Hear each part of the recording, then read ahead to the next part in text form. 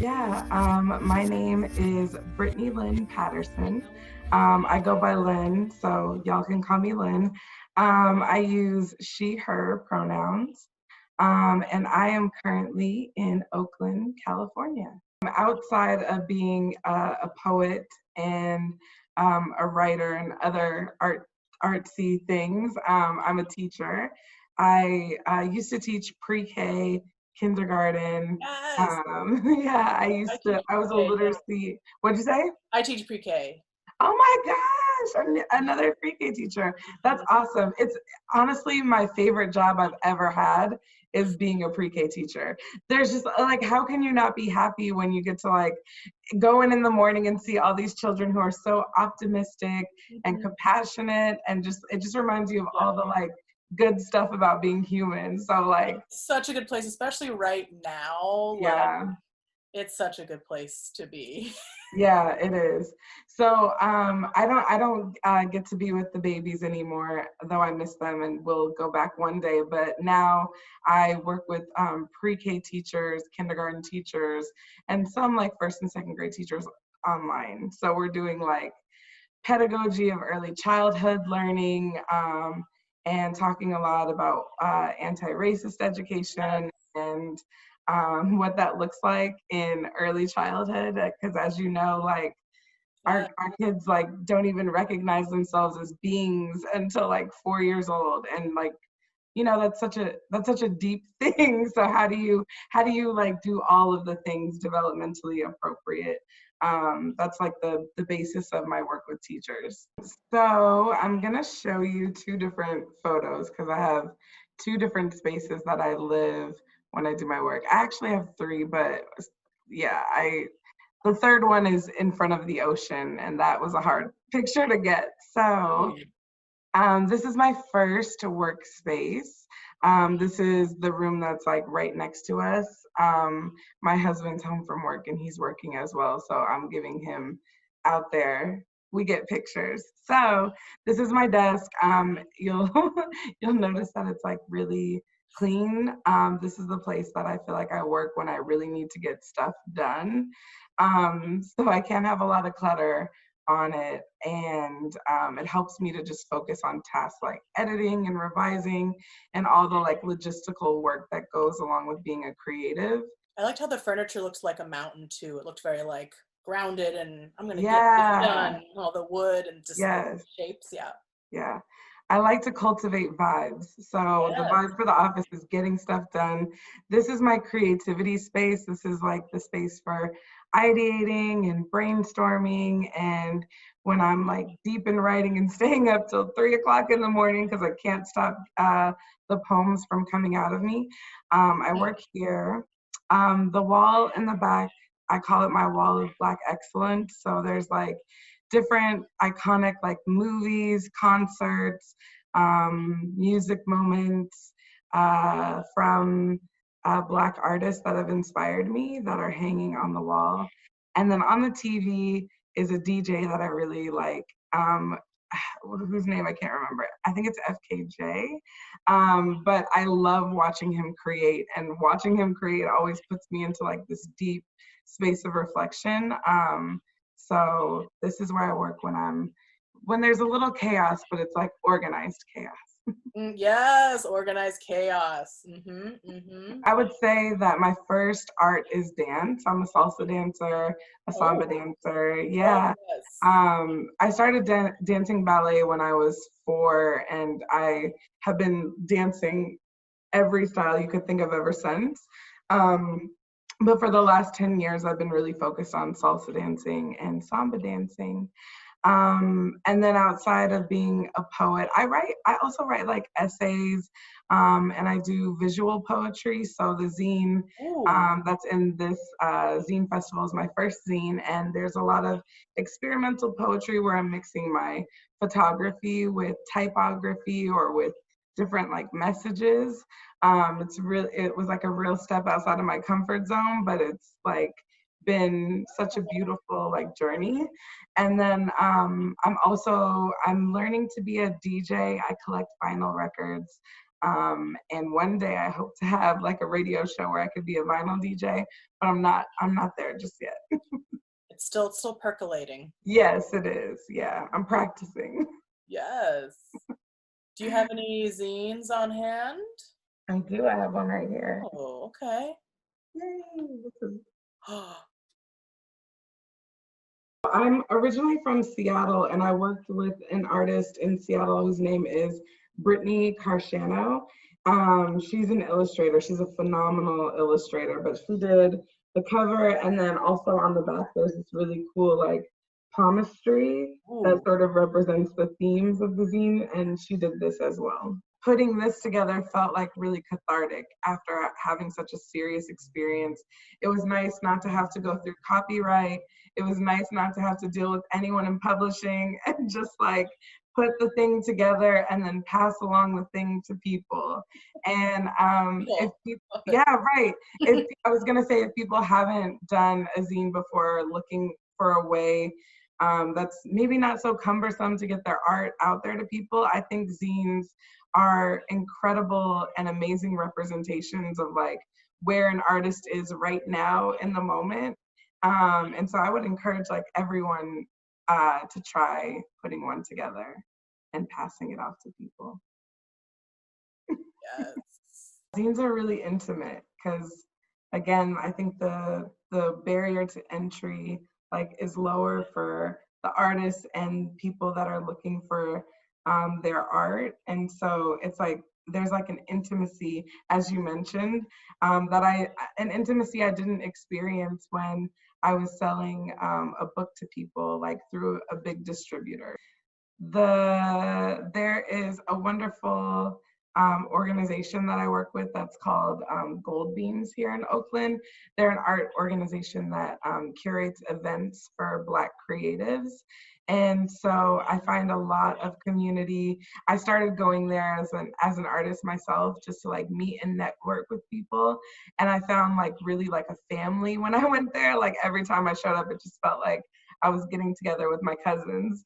And I decided like the opportunity came up for me to like join their logistics and planning side of things, and I've started to work with them in that capacity. But if you're a Black creative in the Bay Area, I highly encourage you to check out their space.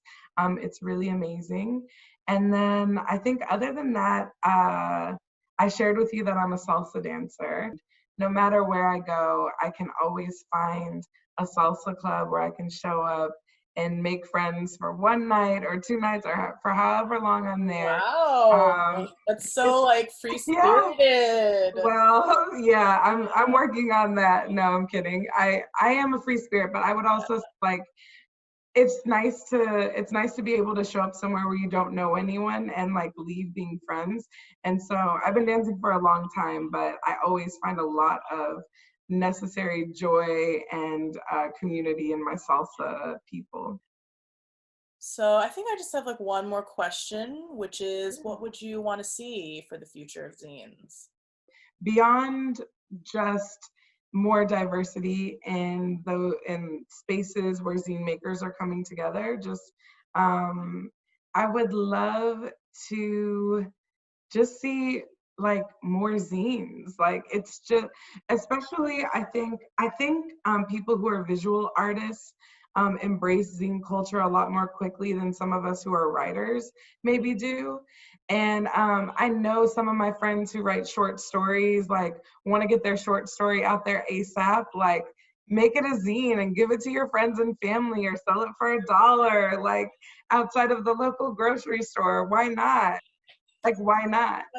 And I think as a poet, like I had never thought about creating a zine, and I would love to see more people just embrace zine making, embrace the freedom of being able to put out whatever you want, however you want, and really just like dig into that creativity that's going to lead you to like artwork that is no one else's. It like doesn't represent anyone else's voice but your own. I would love to see more of that. Yes, yes. there's space for everyone. So have you made a zine before? I have Yeah. a few mini zines, and a lot of it, honestly, I kind of use as a glorified business card for when I was with Emotionally Available, my improv group, and I would just hand out, and I would just have like little profiles of us and like hand it out to people who were just interested after the show. And I love that. but I mean, when I have made the few, it's like really per zines, but I'll put anything in it. Could be like a diary entry, could be like some sort of historical fact I'm interested in. So those are the times I've done that and like contributed to a few collaborations, but I don't make too many like paper zines in terms of like a full zine. Yeah. And I wonder if the public access show could even qualify as a zine, although it's only accessible if you have the internet and a computer or a smartphone. So unless I'm like projecting it on the wall and making it accessible to just anyone who walks by, which that's the next level. But I love it. yeah, I just love the community and the DIY-ness of it all. Yeah, same. Yeah, for sure. I feel like there's another level of creativity when you're not only like putting the art together, but you're putting the art as art together. So I feel like that's another maybe an interesting thing about my zine is that I didn't actually know what it was going to be about until I took all these images that had some commonality and I looked at them all together, and then it was like, oh, that's what this is about. Like nothing on the internet ever dies. This has been really full. I love it. Is there something that you wish people would know more about? Something or someone? I think something that I would love to share and I would love more people to know.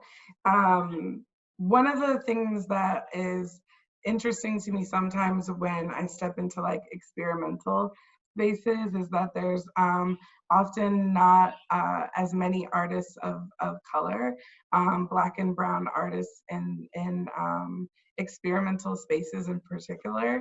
And when I went to my first zine festival last year, I was so excited to see other people who were making zines, but I didn't see a lot of people who looked like me making zines.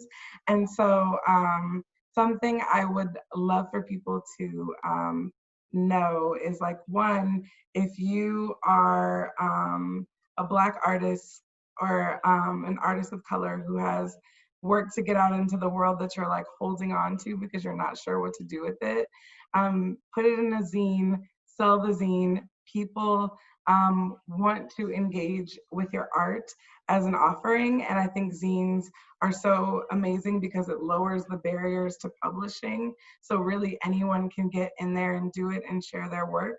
And then two, I would love to see more exhibitors in zine spaces who like represent the diversity of the places where we live. So whether that's like going to schools and like teaching high school students who want to be artists how to make zines, or in college classes, or offering more like workshops, etc., in spaces where people may not have the information. I would love to see more of that as well. My name is Lex. My pronouns are they, them. I'm originally from Lithuania. It's a small country in Europe next to Baltic Sea, for those who don't know. I lived for around 2 years in Bay Area, but right now I'm back to Europe, and right now I'm here in Germany, in Berlin. I'm just so curious to hear about the communities that you're in. So I'd say disability and neurodiversity community. Any work I kind of do, I always try to touch back to the neurodiversity or disability, because I also feel in many other movements or art scenes or anywhere, it's really often left behind with access or disability, or especially invisible disabilities. So I do art, I do zines, and I, at the moment, also work in a primary school with neurodiverse children. And that was specifically work that I chose to be because as a neurodiverse person, I want neurodiverse children and kids and students to have someone who is also neurodiverse and can always understand them better than neurotypical person. So I support them in some classrooms or outside the classroom during the breaks and transitions. So I feel like for my work, any kind of work, I'm trying to make a difference in even like the smallest steps, not like changing the law, but like more like a personal differences. When I lived in the States, I used to volunteer with an organization called Beagle Freedom Project, and they do rescue animals from animal testing. And I foster dogs who used to be for animal experiments, and I adopted one of those dogs. And he now lives here with me in Berlin. What's the name again? The dogs or organizations? Both. So the organization called Beagle Freedom Project, and the dog's name is Ragis, and I call him in honor for my grandmother who passed away, because it's the name of a village where she was born. It's called a bit different. It's Raguva, and I changed it like to make up the word for in honor of her. Also, at some point, he might come up and show his beautiful face, because now, we have a time difference, so it's his sleep time. That's him. Oh. Yeah. Hi. Oh. And I'm so glad you could travel. On his ear, he does have a tattoo, because in the lab, he had no name, just a number. And that was his number. He also has another bunch of tattoos on his inner thigh, because they did experiments on him. I didn't realize that there was experiments done on dogs. You don't hear about that too much. Exactly, but they do like on thousands and thousands of dogs, and majority of them they do unfortunately kill after experiments finish. He's one of the few lucky ones who've been rescued. He's not from California. I don't know which lab exactly he's from, but they do experiments even in California, because they fostered a dog who was also from the lab in California. Wow. I had no idea. Oh. Yeah, he is a very loving doggy. Oh. Yes, and I'm sure you are a very loving guardian. Trying my best. Are you able to show any of your workspace or any work you're doing? I can show some more work. Unfortunately, I cannot really show much of my workspace because we are moving flats. New this zine, and it's called Disability is Not a Burden, Ableism is a Burden. Ableism is. And in this zine, okay, right, yes, go back to bed. So I also create a zine about anteaters, and though it's like very much, not super personal zine, it's like has a different types of anteaters in it and stuff. It's still yeah, I drew that. Oh. So I do have a lots of different sensory toys. This is a frog that has a sparkly butt, and they have 3 different frogs like that, and they're like all over, like 2 of them on my desk, and another one somewhere else, and that's another one with a blue one. I do have a little chest. Ooh. That has inside all the different sensory stuff that I always can reach out. I was really ashamed of needing to stim, like do things like this. Stimming is like, then you do this repeat the same behavior again and again, and usually it's like a little things rocking or clapping hands or just moving your fingers or using like stimming sensory toys. And in our society, it's seen as something that you have to hide, and it's not okay to do. And there are like many therapies to change autistic people to be more neurotypical, like ABA. They tried to stop people from stimming, like things. They found like realizing why people stimming and how it is actually a good thing. It helps you to release stress. It helps you to concentrate. It helps you just to express yourself when you're happy, then you're sad. Like it's something you need to do as an autistic person. Neurotypical people do stim too, and they use like, the fidgety toys and stuff, and for them it is cool. I would like to see, like we already talked lots about disability and mental health, and now I'm seeing like much more than it was like 2 years ago, but the zines talking about mental health and anxiety and everything. So I would like to see it more and become, a common topic where people share not only like cool things, but also like lots of personal zines and per zines, and talk about mental health and their own struggles, because In the past also myself, I was very reluctant to share those things because like it's personal and like no one's gonna be interested. But then having a feedback from other people saying how they can relate to that, and it actually make them feel better about themselves and not feel so alone in this world. So I would really like to see more topics on neurodiversity and disability.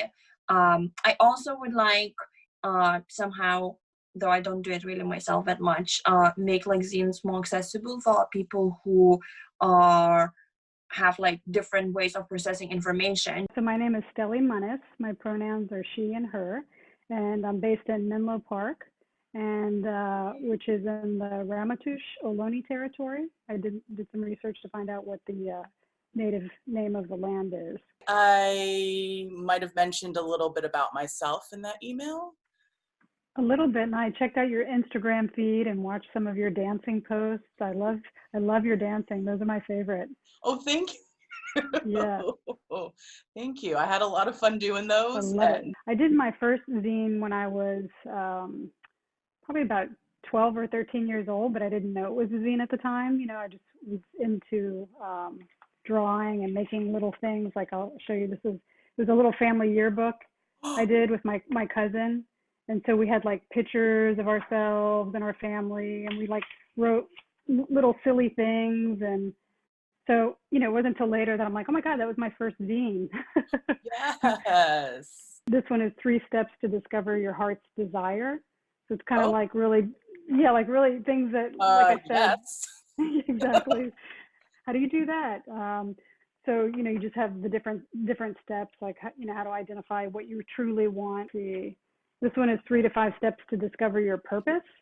And purpose is another really big theme. A lot of times people think purpose has to do with, again, your what you do for work. But I believe that it's not what you can do anything for work. Purpose is really more about knowing who you are and really being that and living that and coming from that place. So this outlines, you know, the different steps to get to know yourself and really live your purpose, live according to purpose. These are 5 steps to know God. So again, these are kind of like, they're fun little ways to go to handle really deep topics. So I had fun making them, and I try to make it to where it's not like, you know, it has nothing to do with religion per se. It's more just really connecting to source and you know, spirit and the inner source of wisdom. And then this one is haunts, like how to like make sure you deal with the things that haunt you, because the haunts will always be there. They like the tension in between people. There's always that pressure and that feeling that something is not quite being shared or dealt with. And, you know, make sure you love your haunts.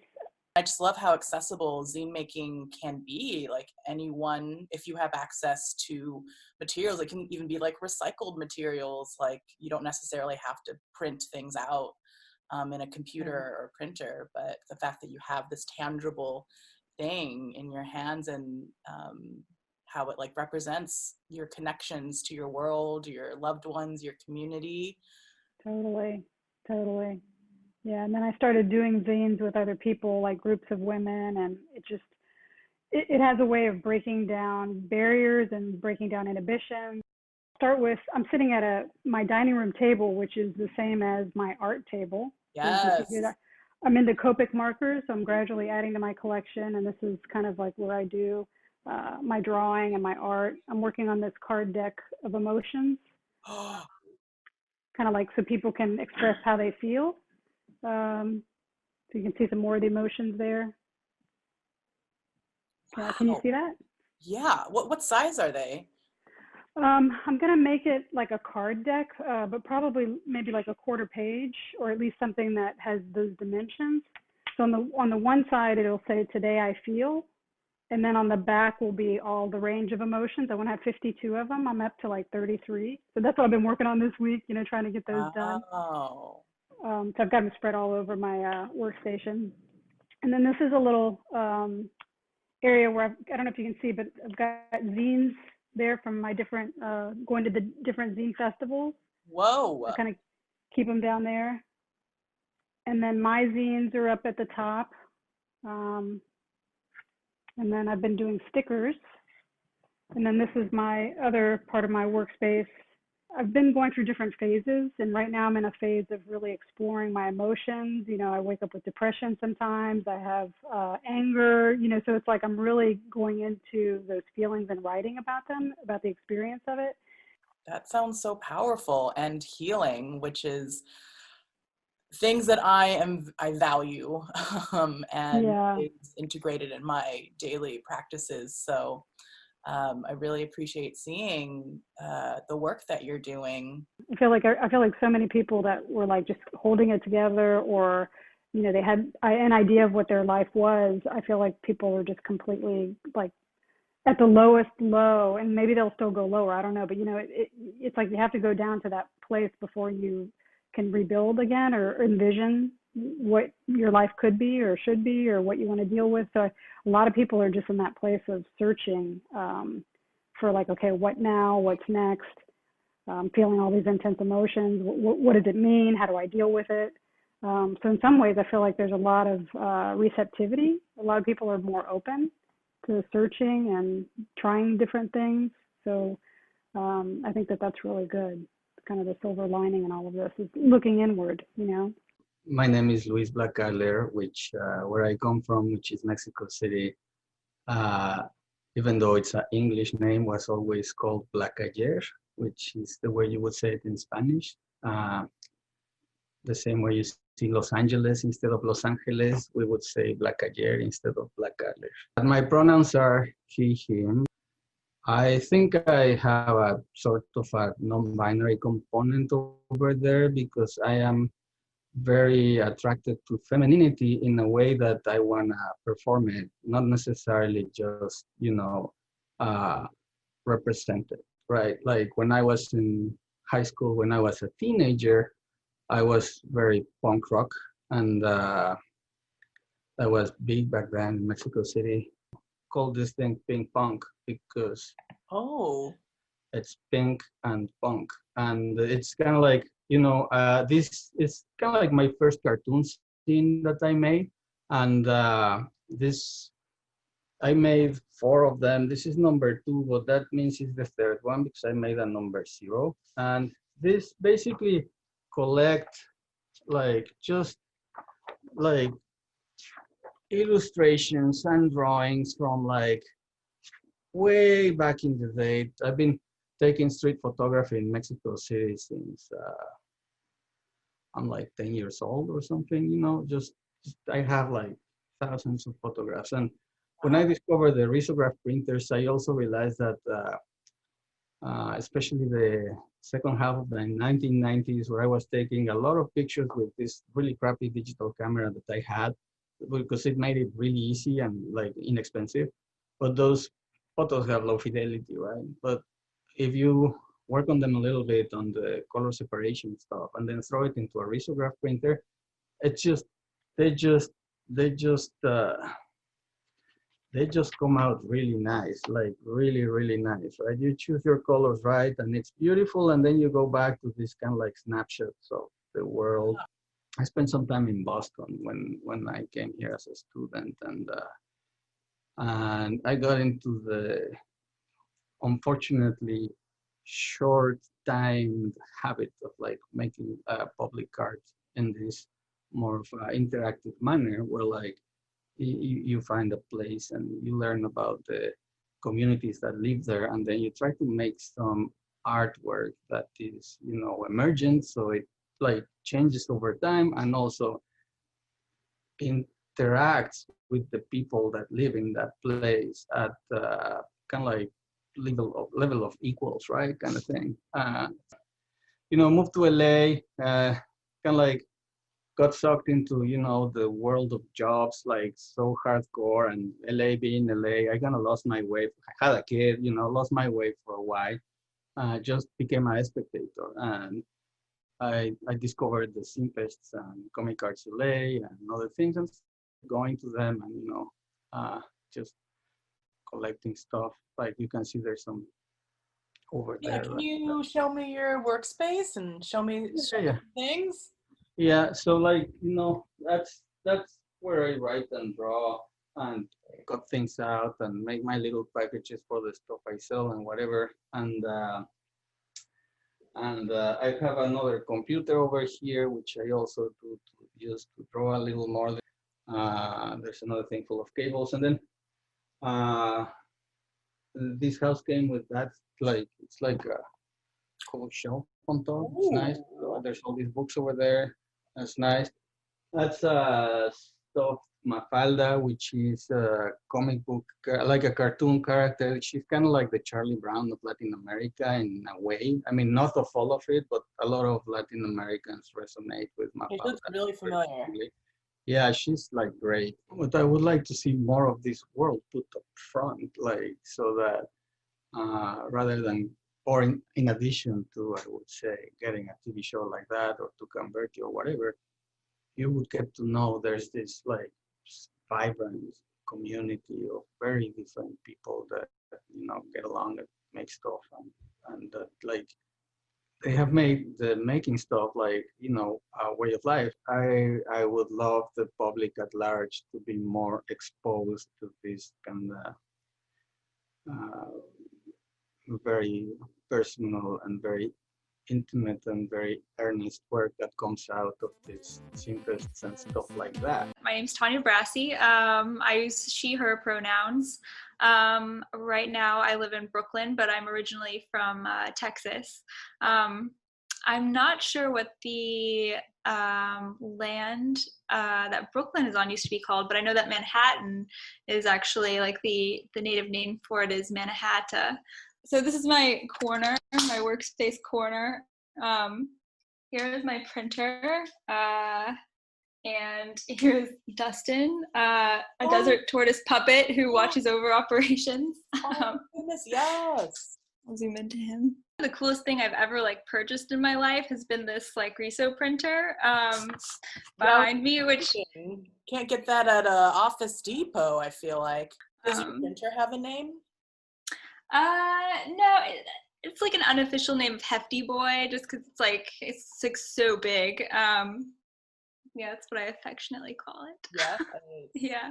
I live near a park called Cooper Park, and one day I was just like, who is Cooper? Like, why is this park called Cooper Park? So I did some Googling and I found out that it's named after this guy named Peter Cooper, who used to own a glue factory in the area. I found out about these things called super fun sites, which is what most of my zines are about.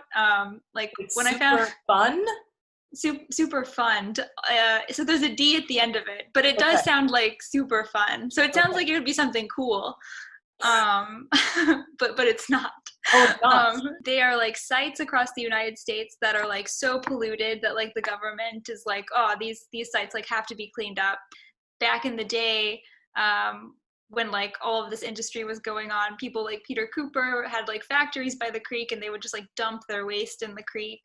The Peter Cooper glue factory, there's some terrible facts online that are whole animals would just get dumped into the creek along with all these chemicals and stuff. Is this when they would make glue out of horse somethings?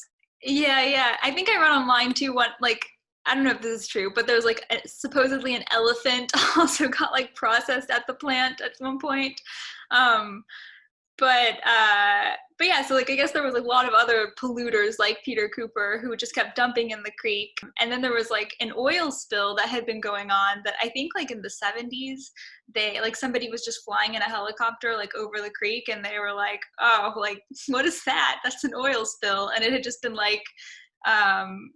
the oil had just been pouring into the creek for who knows how long. So I became really interested in them, and I went to the EPA website, and some of the facts are just outrageous for these things. Most of them are big corporations used to have processing facilities on the lands that are now super fun sites. At the EPA website, it's not very accessible. You've got to go through some documents and stuff, and it also takes a long time to load sometimes. So yeah, I just thought, I think people would be interested in knowing about these. There's just so much that's produced in I don't know, a way that's not sustainable, and I don't really. It's we'd have to refactor our entire society. All these pieces that factor into the wildfires and the severity of it, and I've been really thinking about Indigenous values and Indigenous stewardship of land, and how controlled burns to reduce those wildfires were banned because it was an Indigenous practice. And all these practices of like taking care of the land and like actually planting trees, giving back to the land, is so aligned with Native stewardship. And that's something I would love to see more of, is like the return to that. It would be cool, I think, if maybe, I guess zines were just like more widely circulated or known about, like having something in a kind of like a bite-sized format, and it's like physical, I feel like makes like the topic really stick with you. Yeah. I think that's what's great about zines is, yes, it's a form of expression and creativity, and it's a way to share information.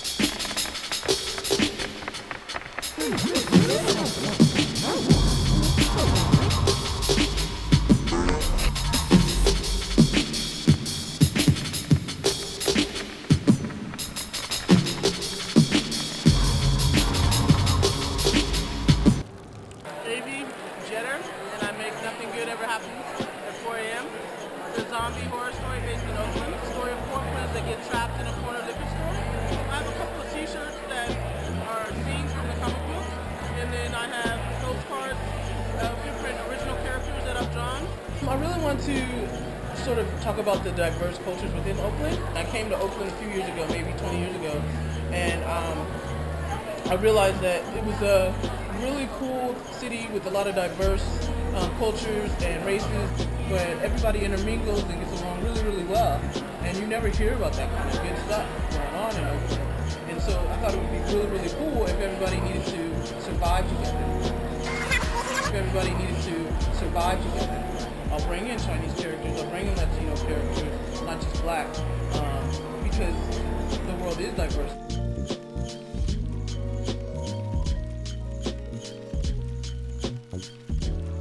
So I was born in Guatemala, actually, and so a lot of my work relates to being from like a third world country. It's just mostly about like identity, right? Being born somewhere else and then living in a different country for like a huge part of your life, trying to figure out what's home or where I belong. I do a lot of woodcuts, a lot of traditional printmaking and some drawings. Latin America has like a rich tradition of printmaking. Kind of like see myself like continuing the tradition. Hi, my name is Chelsea Maradiaga, and I'm one of the co-founders of Watershed Zine. And so for today at Zine Fest, we have two versions of a poetry, art, fiction collection about the topic of change. My name is Kava. I make prints, I make themes. I make a lot of weird, fucked up dead things. That is my thing. I'm actually a gangbang down Southeast Asia. I'm Chinese, I'm Vietnamese, I'm Thai, Laos, and French. So all of these things do influence me in a way that, like, it gives me, like, a certain empowerment. My zine called Things My Cat Taught Me. A lot of the teachings in that little zine is a little bit of things that I was inspired by when I grew up as a Buddhist. So there's a lot of, like, positive influence into there. I know that there's not a lot of diversity in terms of, like, most of the artists I know are generally male-dominated into the industry, but, like, that doesn't mean that women can't make fucked up things, too. I would always say true. Like, it doesn't matter if what you want to do is very vulgar. It doesn't matter if you want to draw dicks. It doesn't matter if you want to draw chicks with dicks. You know, as long as you're staying true to yourself and you want to create the things that you feel that is the vision that you want to put out in the world, there's nothing wrong with that. I'm working on a movie, and I'm trying to be as diverse as possible with the people I'm interviewing in my documentary. People have to see themselves. They have to see themselves in their art. They have to see themselves in a film. They have to know that other people like them are there. My main thing is photography, but I also do collage. One thing that I really want to see with my photos is showing that there's so many different variations. A lot of the work that we see coming from people of color, it's just like It's just like anything else that we see in like the media. Don't be put off if what you're doing isn't the same as what everybody else is doing. You know, I think that's why this is a really cool place, because there's so many different types of people in here, and everybody's doing something that's unique to them and individualistic. That's cool. I'm Anthony. I identify as he, him, his. I'm one of the teachers at ArtReach Studios, where we both have studios in San Francisco and Daly City, or indigenous land known as Yalamu. And we're collective zine makers, and some of the works we like to do include comics, poetry, photography, abstract collage, personal storytelling, queer and trans culture, disability culture, health and mental health, race and ethnicity, gender, kid-friendly material, do-it-yourself educational work, comedy, pop culture, fanzine, and politics. And here's our summary of our work. The ARC-SF ArtReach Studios empowers artists with intellectual and developmental disabilities through exploration, education, and entrepreneurship. Our nonprofit program enables ArtReach artists to create fresh, powerful work that reveals not only innate ability, but also a point of view that's important and unique. Okay, cool. But what would you like to be identified as, Alexi? So I'm Alexi D, an artist for ArtReach, Daly City, Mission Street. Are you he or her or they? A he. Okay. Oh yeah, go ahead, Janya. No, I painted in Zine. That's why Cool. I wanted to show you that. Well, yeah, thanks for showing that, Janya. Jenny, would you like to show us your workspace, the area you do your work in? Okay, this is my mom's office, her room. This is my base right here. So I borrow my mom's computer every other week. It was fun last year. It was fun with everybody to get together and talk about our things and stuff. Like me and Xavier and Ashley went last year with Amy and Tina. And we take a lot of pictures. Thanks for sharing that, Jenny. Yeah, we see Robbie. Would you like to show us your workspace? Yeah, my workspace is over here. Here. You see it? You see it? Yeah, thanks, Robbie. So, and then over there, and then I have canvases in my bedroom, in the guest room that I use. I'm not really certain what I want to make, but like, nothing good so far. Okay. Yeah. Cool. Thanks for sharing your thoughts, Karim. Any 2 or 3 people that want to share, yeah, like what kind of communities they're a part of? Well, I like doing stuff. That's cool, Anne. I don't like staying in all day. Yeah, no one really likes staying all day. Yeah. That's not me. Cool. Thanks for sharing, Anne. Chris? Okay. So my hobbies are playing games on the 3DS or the Wii U, searching on the internet, and I really like watching movies on Saturday nights with my family. And also I like listening to music while I'm doing some drawing. Have more? I like going to movies and stuff. And going out for lunch. Cool. And I like to be outside. Definitely. walking around the park and stuff. Yep. Yeah. Cool. And Yeah. go to the beach. Yeah, definitely. And how about volunteering with animals, Ann? Oh yeah, that too. How long you've been volunteering with animals, Ann? That's cool. I'm not sure how long, but I used to do with lamps before too. Okay. Like Yeah. what kind of animals would you work with, if you don't I mind me used to asking? work with dogs and cats That's great. and puppies. And I see from Tara that like Zumba class that you're liking that hobby so far. I Okay. feel so tired. Was it have you done Zumba before?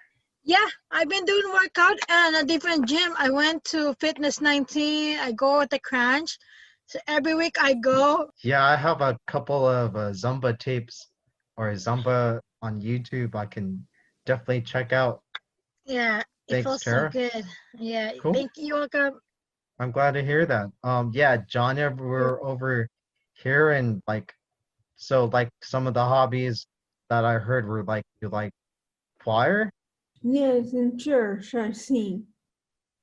Oh, that's great, Janya. Still singing at home? Karaoke. Karaoke? Yeah, I love karaoke. So the next question asked us,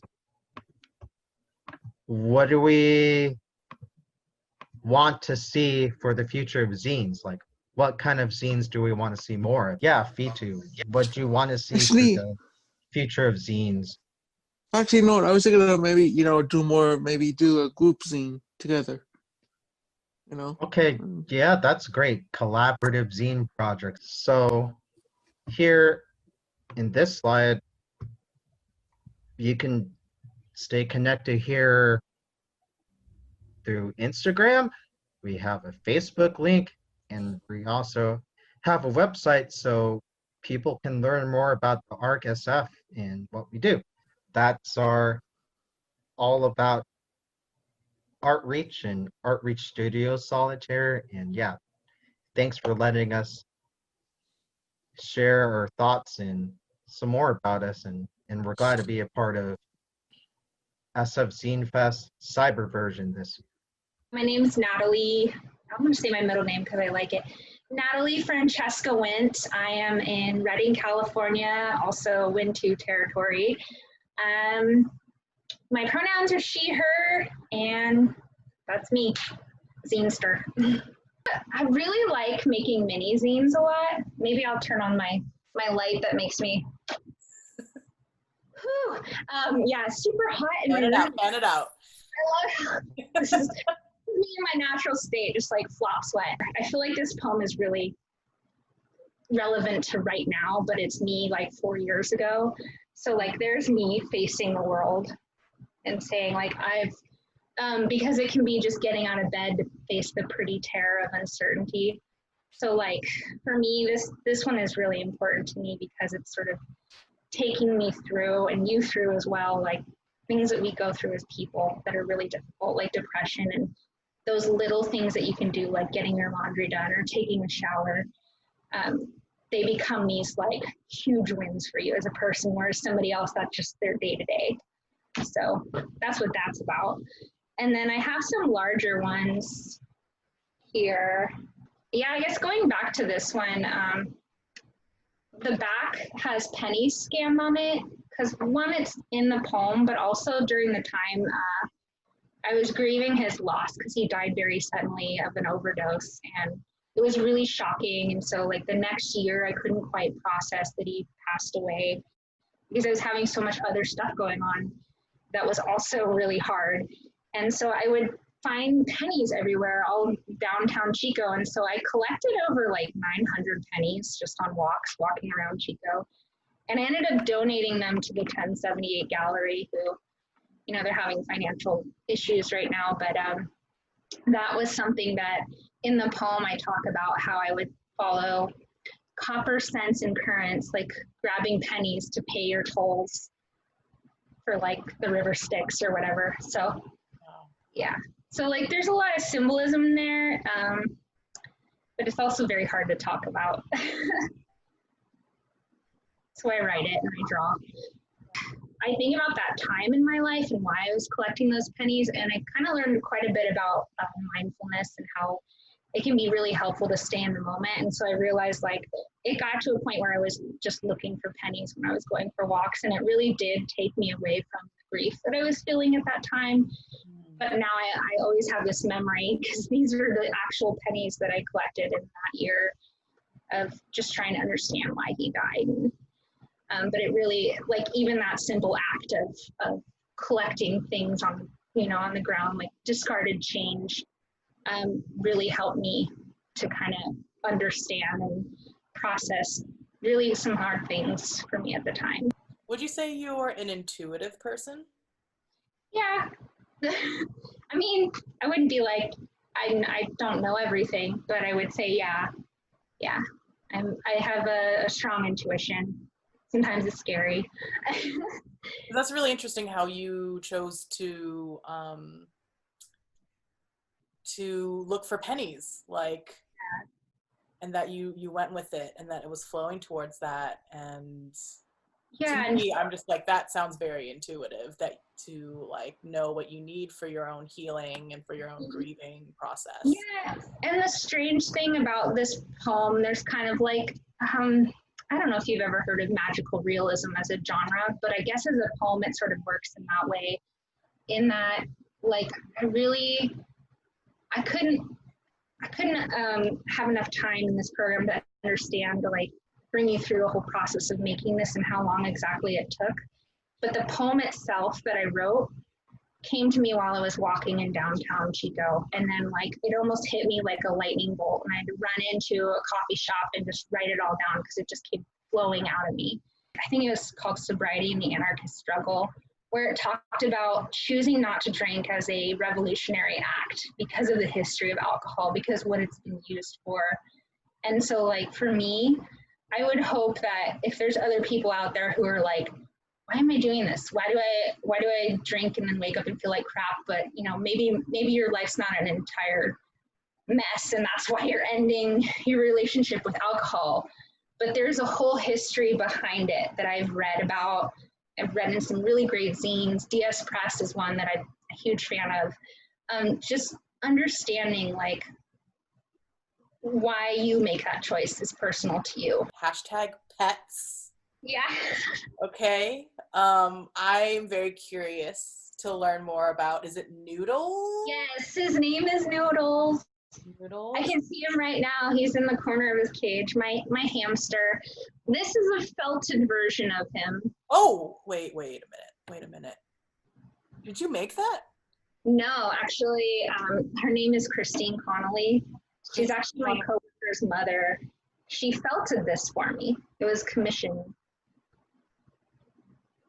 That's amazing. Yeah. That's what Noodles looks like? It is, and he's right here in his cage. Maybe I'll bring him. Okay. This is his cage. Oh, Noodles. Oh. I wanted to name him something that you couldn't say without smiling. So it's like you can't seriously call something Noodles, or like Noodles, come over here. And so it was a funny. It's probably the funniest name I've ever named anything. So is it Kiwi? Kiwi right here. Kiwi is a blue death feigning beetle. Oh my God, cool. And she only has 3 legs now. Why? What happened? She escaped a few times. Whoa. Yeah. Wow. So, but she keeps going. She's been through many a wildfire. Wow. And yeah, many. She's ridden on little cars.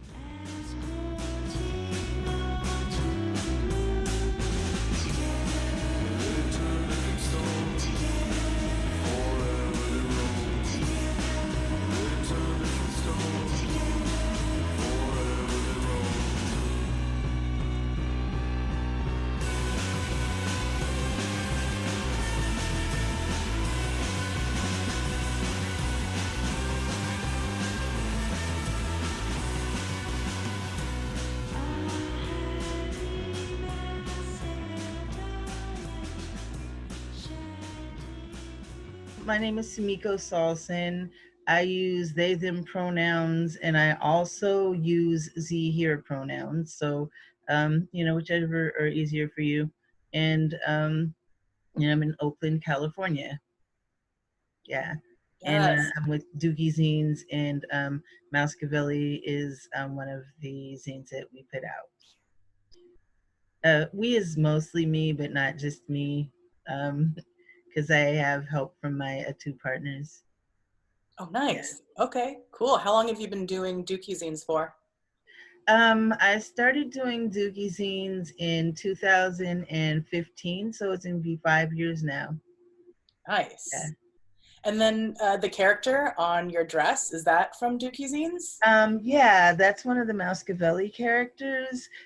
So his name is Death Angel the Mouse Reaper, and he is a mouse necromancer from the comic Mousecavelli, which is about a bunch of anthropomorphic mice who are in a big extended polycule, but this is one of their kids, in fact. And so yeah, they're multicultural and queer and polyamorous, and some of them are kinky, and they're mice. And there's some supernatural stuff going on, definitely, because he's a necromancer. Yeah. I have some pillows. Ooh, yeah, let's see the pillows. Okay, so this is his dad, Count Slacula. This is his mom, Mousecavelli, and she's kinky, so she's got her boyfriend, Patricio, and she's giving him a little spanky spank. And then on this one, it is he is painting her toenails, in fact. So he's down there painting her toenails. So that's Patricio. And this is, like I said, they're polyamorous. This is Patricio with his boyfriend, Joe Squeak. This is a card, like a thank you card, with another more recent characters, two of them. This one is Skunk Mouse, and that one's Skank Mouse. They're identical twins. So, and if you look, you can see that they have different they have a trans, non-binary, and pansexual flags that they're carrying. The first thing I did was I started out with this character Dookie here, which is a flying cat bat. There I am holding Dookie, made of poop. So he spontaneously generated from poop, because a cat ate a gummy bat and pooped, and then it turned into a flying cat bat. So it's a very simple kind of story. So I started out doing that, and those are all they were all really hand drawn kind of squiggly ones. This is actually I think a coloring book. It's got some of them in there really big so you can see them. That's what the original little Dookie zines looked like. So yeah, because they're so small. But I made a small zine about Greg dying that was actually about Greg with cartoons of Greg in it.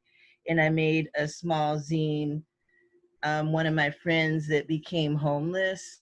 I did a tiny zine,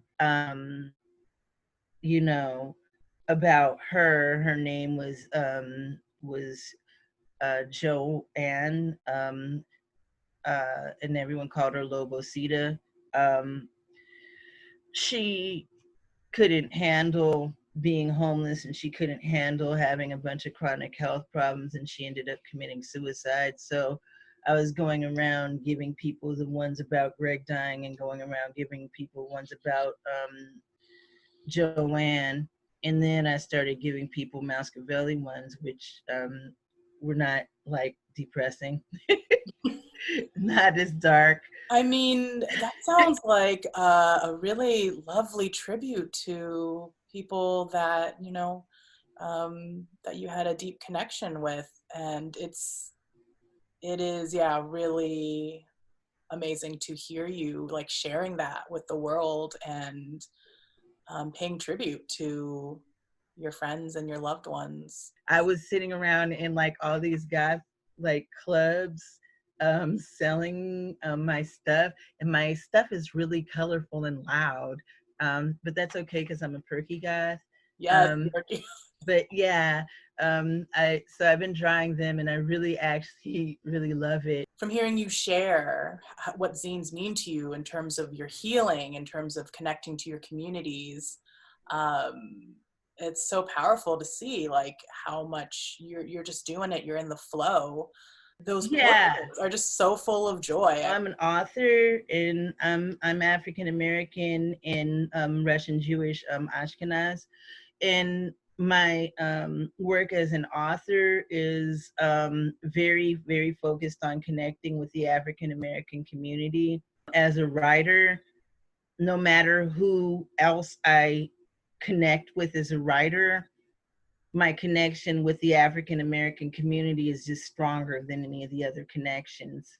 As a zine maker, I feel like having things like polyamory, things like non-binary people, trans people, and kinky people, it normalizes these topics for people, or it achieves something else, which is to reach out to communities that do not,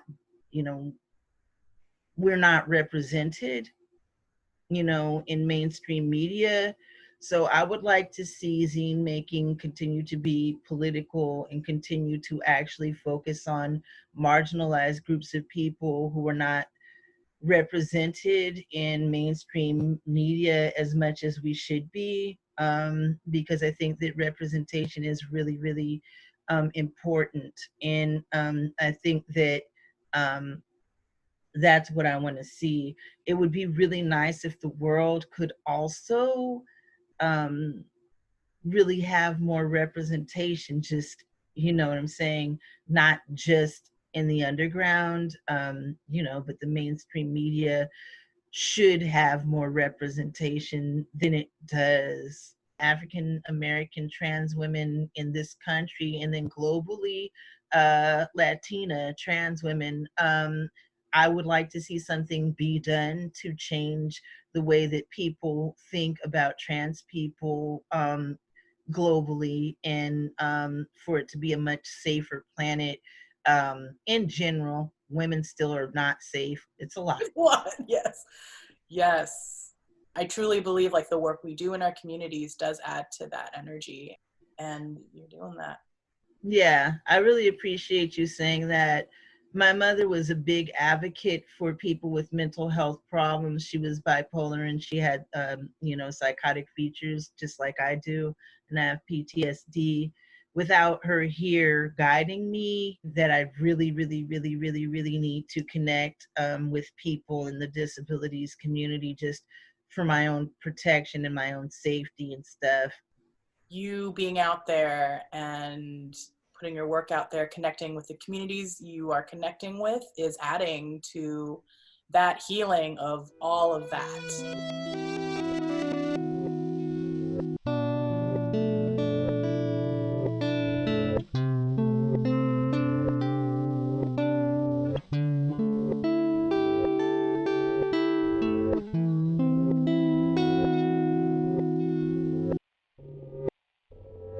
My name is Elie. I use she, her pronouns, and this is my first year doing San Francisco Zine Fest. Your space is so beautiful. Like, I'm looking at it and I'm like, oh, like, you must just like, it seems luxurious, and I've just found myself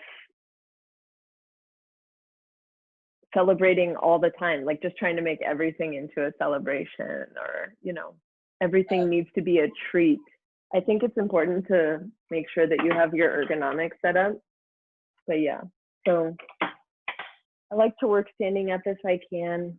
I'm in the middle of trying to write 200 words a day. It sucks.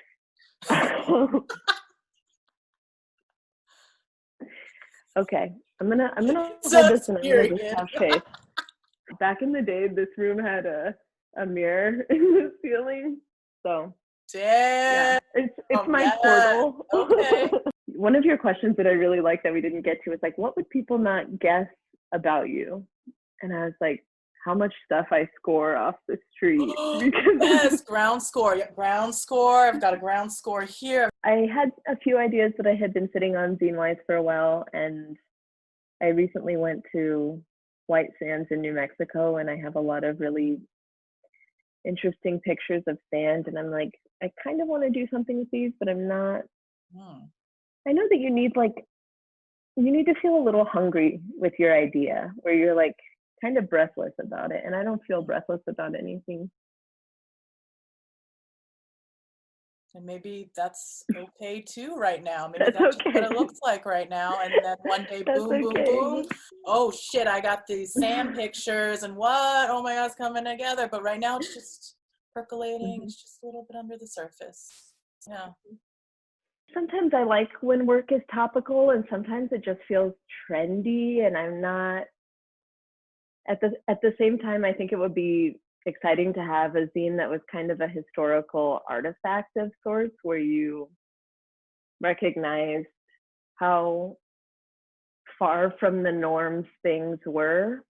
I think the feeling with this orange sky thing is the sense that, you know, I feel like for the past 10 years, there was this sense that climate change wasn't actually happening. And if it was happening on an island very far away where the sea level was rising. Right. But there's this sense that you're saying things that people already know. But I think that makes a lot of assumptions about what people know or don't know. And so you're not really maybe valuing what you have to offer. Like people who haven't been poor, who haven't had their environment decided on for them. In Cuba, there's like a ration for what you can get. And a lot of countries, there's a system. And in World War II, we had our own rations for what we could and couldn't buy. And so being told no in a way that wasn't what you weren't expecting it, and you never experienced being told no before, it's like, wow, this really hurts. We have no understanding of how far our work goes and who reads it. I think of cultural artifacts that I consume, music, movies, writing. I almost never, I mean, besides interviewing artists and like, you know, that shows that I'm a fan, but other than that, I never write the maker of something that I enjoy. I share their work with other people, but there is nothing that indicates that I have found their work valuable to them other than me purchasing it, which is a big indication, but it's faceless. When you say you've never written the maker of, you know, whoever's art that you invested in, you know, like, why don't we have those relationships with folks? And that's what I love about zines, is you get to meet the people face to face, the people. Right. Who are always like very, you know, we're very shy and just like, I'm so uncomfortable.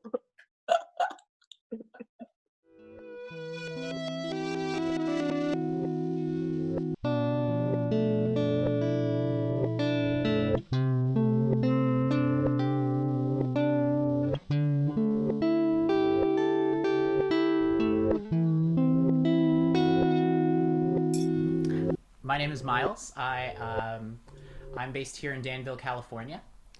And my name is Reina. I use they or she, and me and Miles are both on Miwok territory. Yes. And this is our studio. Yes. So there's another guitar there. This is where we have a light box for taking in like Reina's stuff. There's my figure drawing. Yes. I had some homework to do, and then there's some figures, there's some lamps in there. Currently it does not have electricity due to some wiring issues, but yeah, this is where the watercolors are, my markers, my all of the supplies.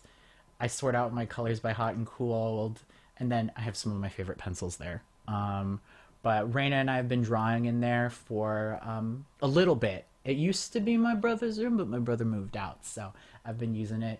There's a few more materials, marker pads, cups of water that I haven't brought down to wash yet, and yeah, that's our studio. I tried to teach Reina watercolor. We both just agree to disagree on wet media. We were like, we don't like each other's, but you know, yeah. The importance is that we explore each other's like mediums and kind of take from that. TLC is like it's less of a. I mean, I wouldn't say it's kind of like a distro almost. TLC doesn't have like a setup like flow of action or anything. Our goal is more so to provide like a kind of an easy space centered only on Black and brown folks and their art and their experiences.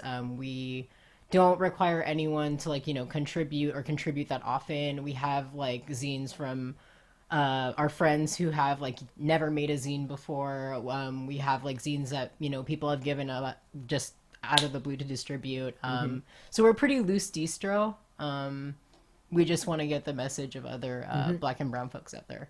We were working on working together a little bit more because we do have a lot of that interactive dynamic, and as you know, as a team, it's just but we also really want to bring like the storytelling elements, and as well as just, you know, the format of zines is so important for uplifting voices that just don't get heard and distributing information that doesn't get distributed. Zine format is so open, and it really bypasses that barrier that some folks have when they, you know, want to get their message out there either way, but they're always like, oh, how can I publish? You know, I'm not good. You know, like we're just average like people. None of us have really been to any fancy visual art schools.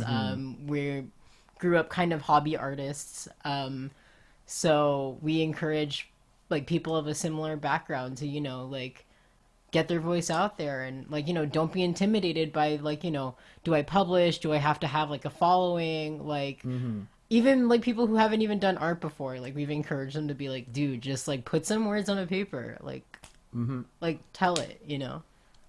When we're out there tabling, we'd often just have like little pieces of paper folded up into like little zine, and we try to explain it, and we try to explain it to get people to sort of just like put their stories down on paper. We've had multiple like, you know, young folks come up to the table. Like we've had like little 10-year-olds be like, how do you fold this? And then I'd be like, wait, I have a piece of paper, come here, do this with me. You know, Reina's ready to do it in 3 different languages.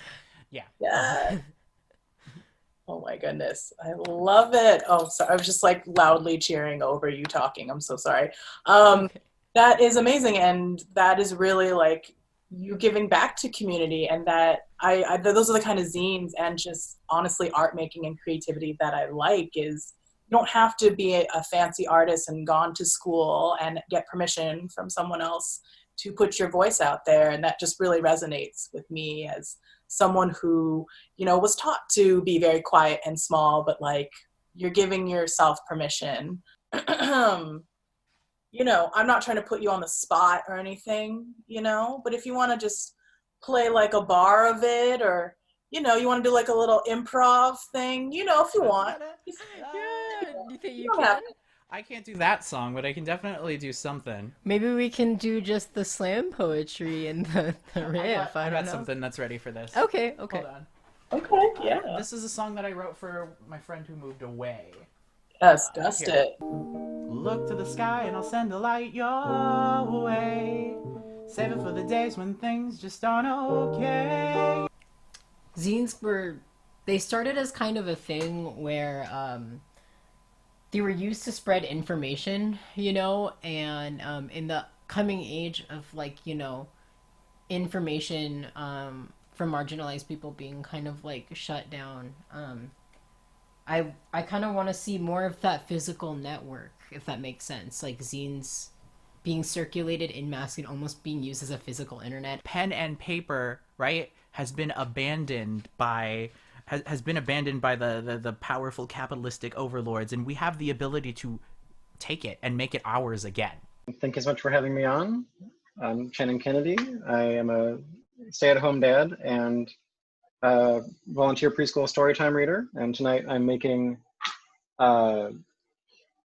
pasta with roasted red onions. When I was the executive director, we really had to start thinking about like, what do we do if white supremacists like invade San Francisco Zine Fest, explicitly or covertly. We spent a lot of time like really trying to think hard about like how do we protect the people at our fest? Like if zines are meant to be the voice, like to make room for a voice for people who are marginalized elsewhere, and we're not doing the work to actually protect those people once they're speaking, then we're not really doing our job. So how can we do it? And like Solitaire, I don't know how much of that that you remember, like how many of those conversations that you were in on as well, but yeah, it was ugly, scary stuff.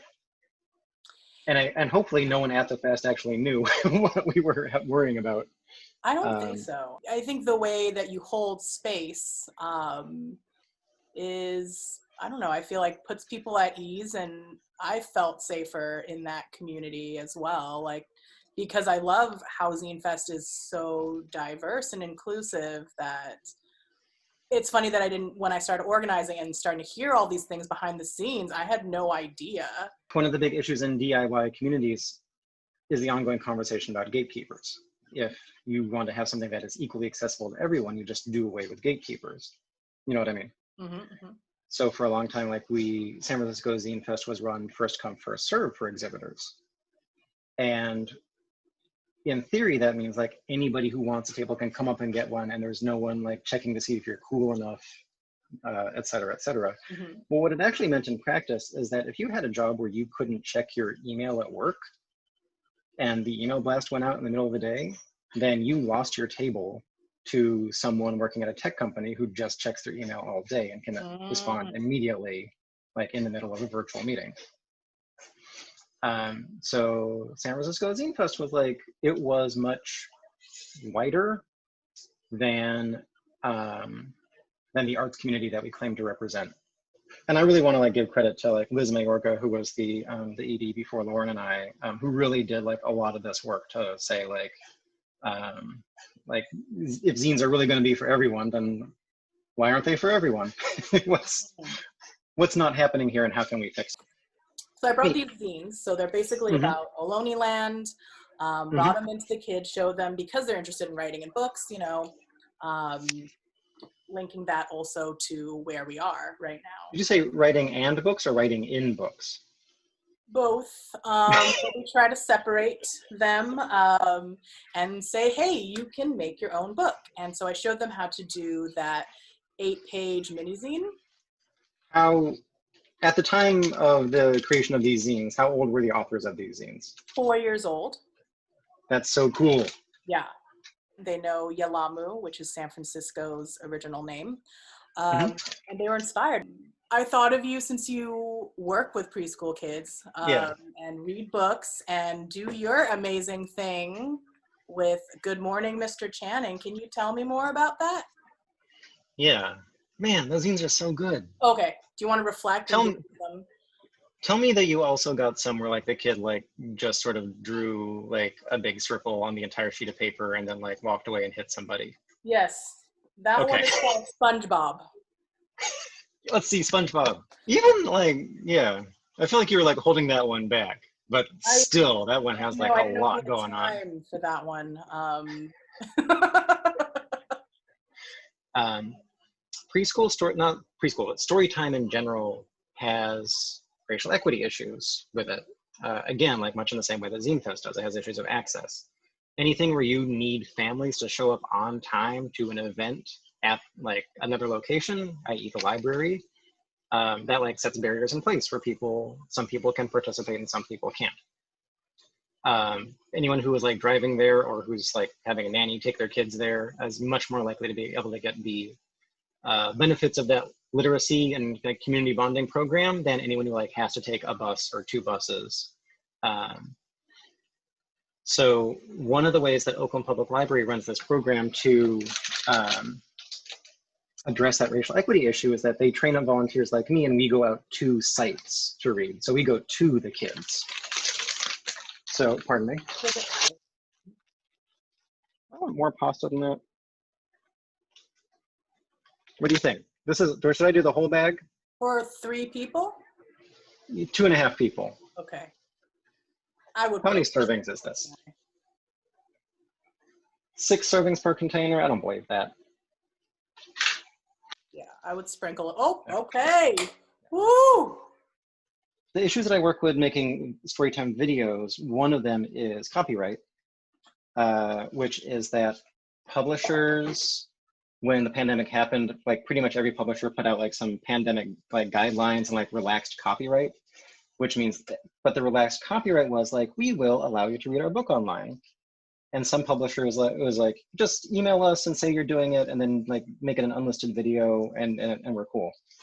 And I truly feel this is like a racial equity issue, that if you're saying like, you can only read this book online if your kids can afford to have the internet at home, it's racist.